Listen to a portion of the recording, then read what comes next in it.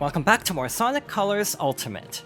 Last time, we finished up Sweet Mountain, so this time, we're continuing through Starlight Carnival.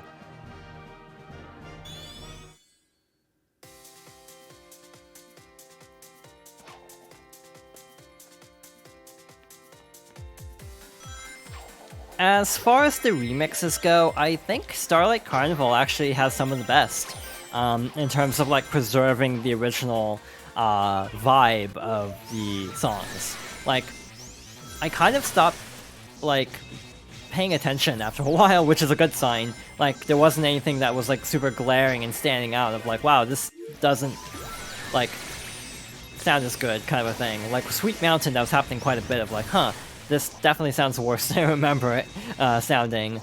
But then again, that was partly because, again, I forgot which level I was on. So yeah, I definitely think the Starlight Carnival remixes are actually pretty good. Some of the better remixes here. In general, I actually do like Starlight Carnival, but again, I almost feel like a lot of it's like for slightly shallow reasons. Like, it is one of the more visually appealing areas in Sonic Colors. It's always like a debate. There's a bit of a debate over like what should have been the stage in Generations. With some considering Planet Wisp to be a little bit bland, and I can't exactly disagree in some regards. Planet Wisp, I think I talked about this during the Generations playthrough. My issue with Planet Wisp is, as a final stage, it feels a little bit anticlimactic. Like, you know, you just go through Crisis City, which is like the city on fire. So Planet Wisp being a lot more chill in atmosphere is kind of a weird, like, mood change.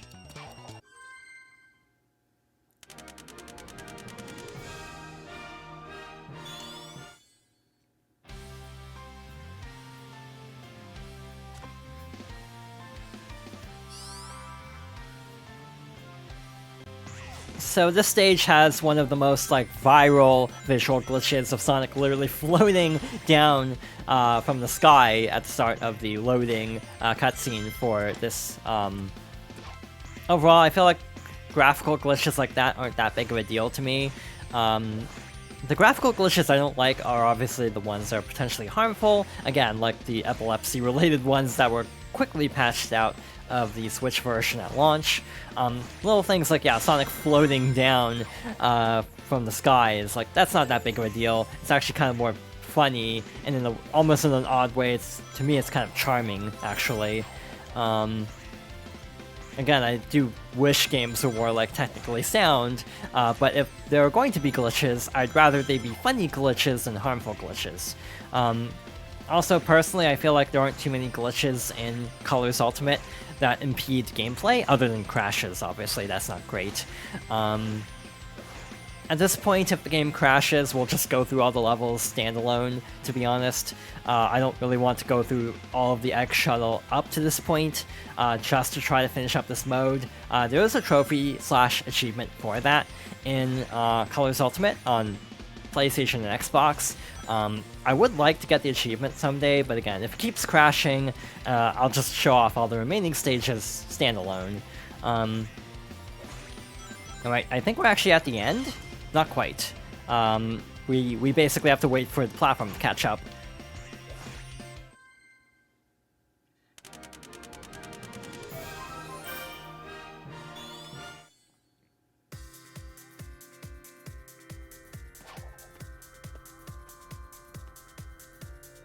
Because I got partway through a recording, and then the game crashed at Sweet Mountain, to tell the truth, I actually don't remember everything I talked about in this particular recording. So if I already talked about this, that's why. But I noticed at the end of that stage, the goal ring sound didn't play properly. Like, when touching the goal ring, it didn't make a sound. And this game does have a lot of audio quirks. For example, it's actually way better now than it was at launch. At launch, there was actually a major problem where like a lot of sound effects were in one channel or the other. So like rings would be really loud, but in one ear, which was really annoying. This is like the worst red ring in the game, to tell the truth. This is like the most I ever got mad at Sonic Colors in terms of trying to complete the game, because basically as the Frenzy Wisp, you have a lot of like forward momentum, and also I feel like its hitbox is like really far at the front, so you actually fall off the platforms faster than you might think.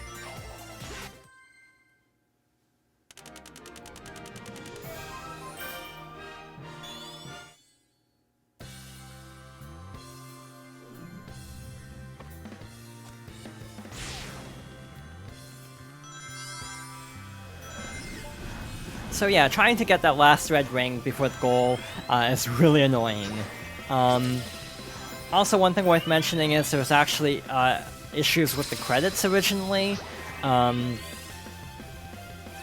Basically, they added in all the remaster studio credits after the original staff,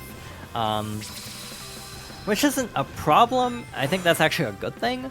The problem was there was no music at launch. The song didn't loop properly, so you basically have 30 minutes of credits up from like 18 minutes of credits, and you have no music for like the last half of the credits.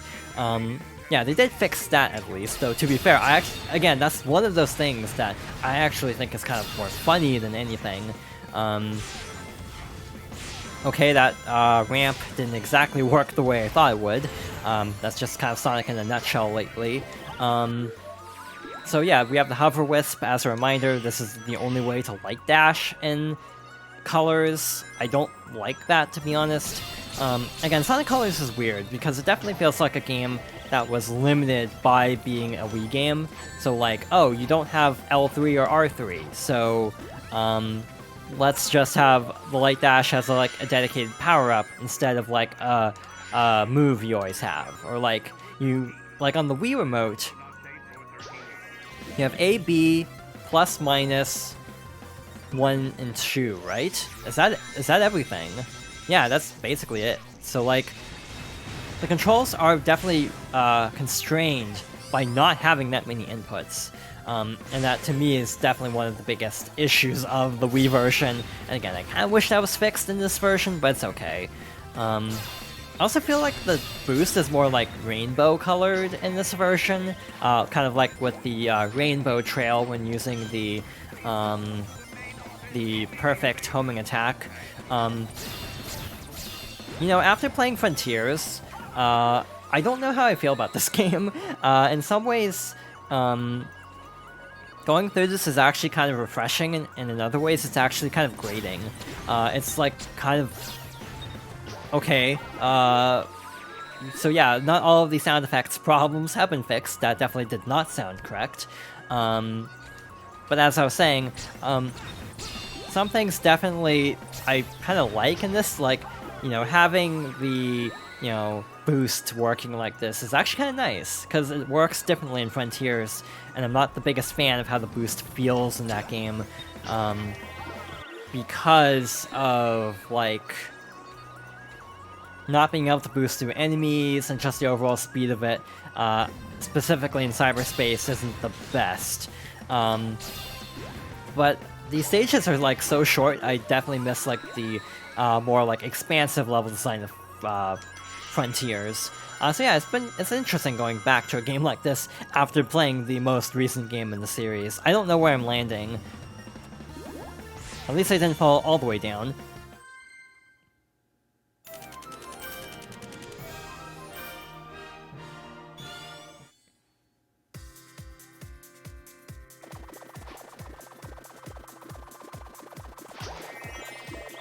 It's also worth mentioning that, to my understanding, the biggest problems with Colors Ultimate are connected to memory leaks. So having been playing the Egg Shuttle, which again has to be done in one sitting, yeah, a mode where you have to play through every main level and memory leaks aren't exactly a good combination. So yeah, if the game crashes again, I'll just go through all the levels we haven't seen yet, through like the main level select. But other than that, I would like to actually complete this someday. I don't like this stage. I've never really liked it. I always get really turned around here. Like, I find it really confusing to navigate for some reason. Like it's disorienting trying to actually figure out what the correct way to go is. With how much signposting was actually added to this version, I am actually amazed they didn't add, like, signs here to be like, go this way, because it kind of doesn't feel like there's a clear path sometimes. One thing I also definitely miss is actually holding on to your rings. I definitely missed that from Frontiers. Especially in a mode like this where you can basically just stack rings across all stages.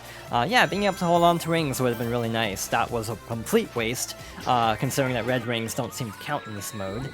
So yeah, this is just one of those stages that I just never have a good time navigating, because I always get, like, horrifically lost, basically. I guess this way, maybe? Yeah, I think we were supposed to hang on to hover to get up here, and then homing attack.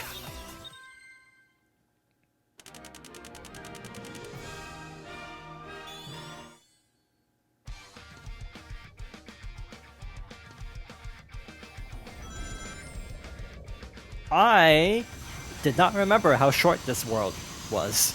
Like, I thought we still had an extra stage, to be honest. I think I'm thinking of a different level, though. Now, I never quite remember what you're supposed to do here. Like, there's specific parts of the frigate you're supposed to attack to make it drop a laser, and I immediately run right past it, because of course I do. And then you can use laser to just, like, zoom through it really fast and deal a ton of damage. This is not going to be a quick kill, because I screwed up picking up the laser capsule. That's fine. But yeah, this has been a fight I've always struggled with in terms of, like, yeah, the fast strat. I actually think this is probably one of the better boss fights, in my opinion. Like, it does feel like it has a lot of, like, speed to it, like, you know, this running path, and then, like, trying to get the Wisp to deal a ton of damage is also pretty, you know, cool. One more cycle, I'm guessing. But yeah, if you attack certain parts, it doesn't drop the laser specifically. It'll drop the cargo, but not the laser wisp. And that's the problem. Does it work in 2D? I actually don't know. This might be a waste. But I wanted to see if this actually will deal damage. It does. And I'll probably finish the fight. Yep, there we go. That was definitely faster than it could have been, but not as... But definitely a little bit slower than it could have been also.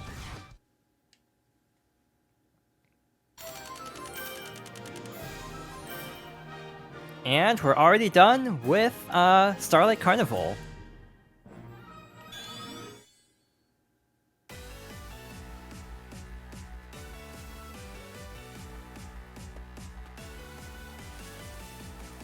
Planet Wisp is the remix I keep alluding to when I say I don't think it's a bad song, I think it's bad given context. The original Planet Wisp song starts really slow and then builds. While this one kind of starts already very techno and, like, sounding like a dance song. So you don't have the nice, like, build-up that the original song had. It also gets worse, actually. So this game, for whatever reason, has, like, a deluxe edition that has bonus content. We'll go over some of the bonus content later. But one of the things in the bonus content is more music, more remixes. So by default, if you don't have the DLC, it will actually play the standard version of the Planet Wisp song for all acts. It will only play the remixes if you specifically buy the DLC, which is, like, bizarre to me. Like, that the worst remix was, yeah, like, universally considered the worst, like, ill-fitting remix of this game is the one that you actually have to buy as DLC. But yeah, the deluxe edition does come up with some other bonuses, but again, we'll highlight those a little bit later. Yeah, Planet Wisp as a level is fine as, like, a middle act. It just, to me, doesn't work as, like, a final act in, like, Generations. It is definitely iconic, though. I definitely like the music, again, in its original incarnation and Generations. yeah, my main issue is I just feel like Asteroid Coaster or something else would have been more like fitting for like the final stretch after like after everything in Generations. Though to be fair, like Rooftop Run is also not like, you know, what I consider to be like endgame material, but it's also like such an iconic stage. It's like, how do you pick a stage and like justify not having it be Rooftop Run, basically? So yeah, that makes sense to me. That that's the stage for Unleashed. But yeah, for Colors, I think arguments could be made for a lot of stages in Colors to have been Generations.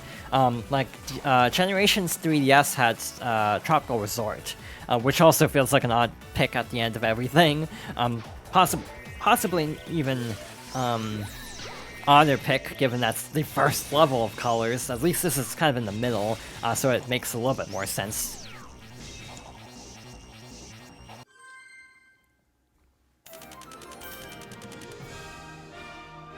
Alright, so I think that's a good stopping place for now. So yeah, we'll continue through Planet Wisp next time. So thank you for watching, and I hope you'll join me next time for more Sonic Colors Ultimate.